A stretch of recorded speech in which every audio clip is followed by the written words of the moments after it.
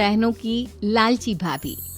करिश्मा, रेशमा और मनीषा 3 बहनें हैं। उनका एक भाई भी है, मयंक। मयंक अपनी बहनों को बहुत प्यार करता है, लेकिन मयंक की पत्नी सविता इस मामले में मयंक से बिल्कुल ही अलग है। वो अपनी ननदों का जितना बुरा कर सकती है उतना बुरा करती ही रहती है और अपनी ननदों पर हुक्म भी चलाती है। करिश्मा, करिश्मा, तुमने अभी तक नाश्ता नहीं बनाया? तुम्हारे भैया को ऑफिस जाने में देर हो रही है। हाँ भाभी, बस अभी बनाती हूँ। करिश्मा, तुम ये ढीलापन छोड़ दो। कल को पराए घर जाना है। वहाँ अगर तुम इस तरह से काम करोगी तो लोग क्या कहेंगे कि माँ ने और भाभी ने कुछ सिखाया नहीं। और तुम्हारी दोनों बहनें कहाँ हैं? रेशमा मार्केट गई है और मनीषा सो रही है। क्या? सुबह के 8 बज रहे हैं और ये महारानी अभी भी सो रही है? मुझे बिस्तर में नहीं नाना, उठती हूँ मैं। मनीषा जल्दी से उठकर बाथरूम में चली जाती है। सभी आराम से बैठकर नाश्ता कर रहे होते कि तभी रेशमा बाजार से हाथ में सामान लिए आ जाती है। रेशमा को देखते ही सविता उस पर बरस पड़ती है। लो, आ गई महारानी। ऐसा भी क्या सामान लाना था जो सुबह आंख मलते ही बाजार की तरफ रवाना हो गई? भाभी, कल आप ही तो चीख रही थी कि घर का सारा सामान मुझे ही लाना पड़ता है, घर में किसी को भी किसी काम से कोई लेना देना नहीं है। अब मैं बाजार जाकर सामान ले आई तो आपको इस बात से भी तकलीफ हो रही है? देख रही हो माँ जी, अपनी बेटी की जुबान कैंची से भी तेज चलती है। और मयंक, आप तो कुछ कहेंगे नहीं अपनी लाडली बहन को? रेशमा, अपनी भाभी से ऐसे बात नहीं करते। चलो माफी मांगो। भैया, मैं क्यों माफी मांगू? आप भाभी से बोलिए ना कि हम पर कम हुक्म चलाया करे। हम इस घर की बेटियां हैं और आपकी पत्नी की ननद है, नौकरानी नहीं। लो, कर लो बात। इनकी भलाई के लिए कुछ भी बोलो तो इन्हें बुरा लग जाता है। इस घर में यही इज्जत है मेरी। देख लो माँ जी, आपकी बेटी किस लहजे में मुझसे बात कर रही है। सविता वहाँ से चली जाती है।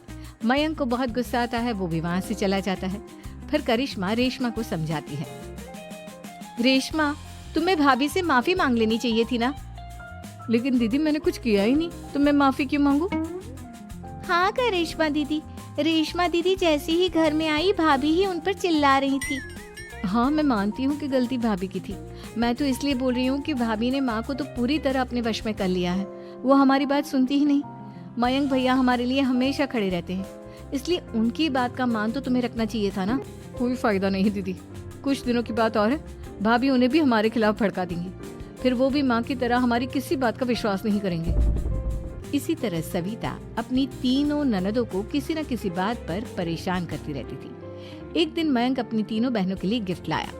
क्या रेशमा, ये तुम्हारे लिए हार का सेट। रेशमा, तुम्हारे लिए सुंदर सी ड्रेस। और मनीषा, तुम्हें किताबें पसंद है ना, तुम्हारे लिए किताबें लाया हूँ। थैंक यू भैया। थैंक यू भैया। थैंक यू भैया। करिश्मा, तुम्हारा नेकलेस कितना सुंदर है, ये भैया कहाँ से ले आए होंगे?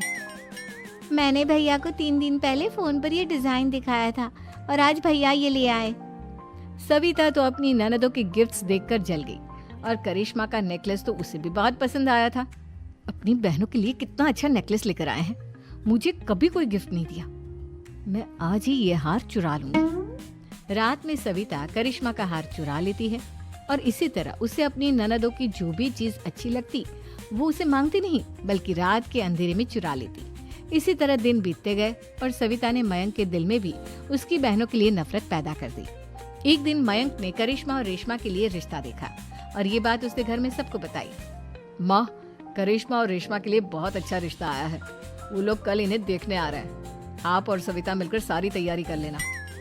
ये सुनकर करिश्मा और रेशमा खुश हो जाती हैं, लेकिन सविता सोचती है, अगर इन दोनों बहनों की शादी हो गई तो घर और बाहर का काम कौन करेगा? मनीषा तो 1 नंबर की कामचोर है, उससे तो किसी बात की उम्मीद लगाना ही बेकार है। मुझे इस शादी को रोकना होगा। अगले दिन सभी लड़के वालों के स्वागत की तैयारी करने में लगे होते हैं। तभी मयंक अपनी बहनों से आकर कहता है, तैयार हो गई तुम दोनों? देखो, दोनों लड़के बहुत अच्छे हैं, मैं कोई कसर नहीं छोड़ना चाहता, इसलिए तुम उनके सामने अच्छे से बिहेव करना और अपनी भाभी से लड़ने मत लग जाना। करिश्मा, तुम वो नेकलेस पहन लो ना जो मैं तुम्हारे लिए लाया था। भैया, मैं बहुत देर से वो नेकलेस ढूंढ रही हूँ, लेकिन मुझे मिल ही नहीं रहा। क्या, तुमने नेकलेस खो दिया? तुम्हें पता भी है वो कितना महंगा था। तुम कोई काम ढंग से नहीं कर सकती। मयंक गुस्से में वहां से चला जाता है। थोड़ी देर बाद लड़के वाले भी आ जाते हैं। वो दोनों बहनों को पसंद कर लेते हैं और रिश्ता पक्का हो जाता है। लेकिन सविता के दिमाग में तो कुछ और ही खिचड़ी पक रही थी। वो पंडित जी के पास करिश्मा की कुंडली लेकर जाती है और उन्हें पैसे देकर करिश्मा की कुंडली बदलवा देती है। जब लड़के वालों के पास करिश्मा की कुंडली जाती है तो वो दुर्गा को फोन करते हैं। बहन जी, हमने करिश्मा की कुंडली अपने पंडित जी को दिखाई थी। आपकी बेटी की कुंडली नहीं बल्कि दोषों का पिटारा है।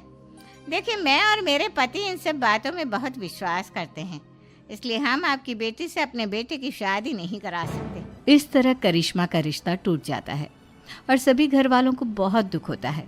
अब कविता सोचती है, चलो करिश्मा का तो रिश्ता टूट गया, अब रेशमा का भी रिश्ता तोड़ना है। क्या करूं? अब सविता आवाज बदलकर किसी अननोन नंबर से रेशमा के होने वाले ससुराल में फोन करती है। हेलो, मैं कौन हूँ कौन नहीं ये आपके लिए जानना जरूरी नहीं।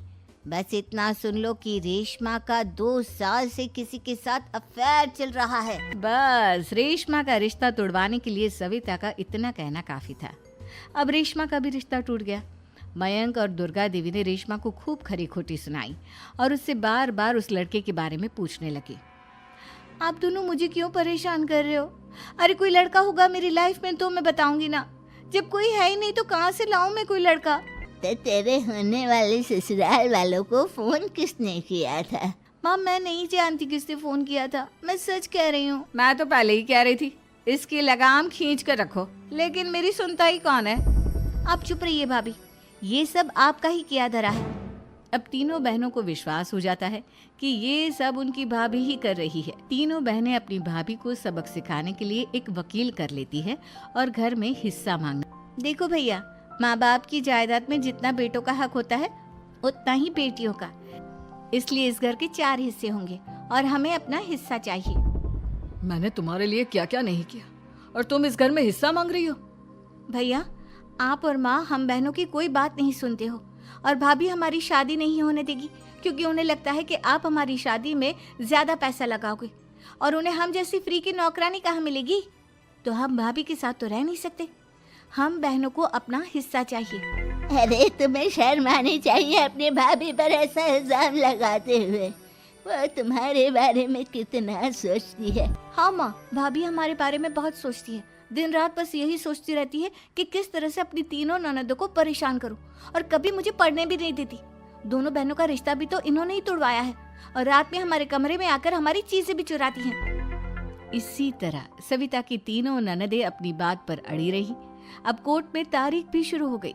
जब सविता को लगा कि उसकी तीनों ननद इतनी आसानी से नहीं मानने वाली, तो उसने अपने पति और सास को सारी सच्चाई बता दी और अपनी तीनों ननद से माफी मांगी।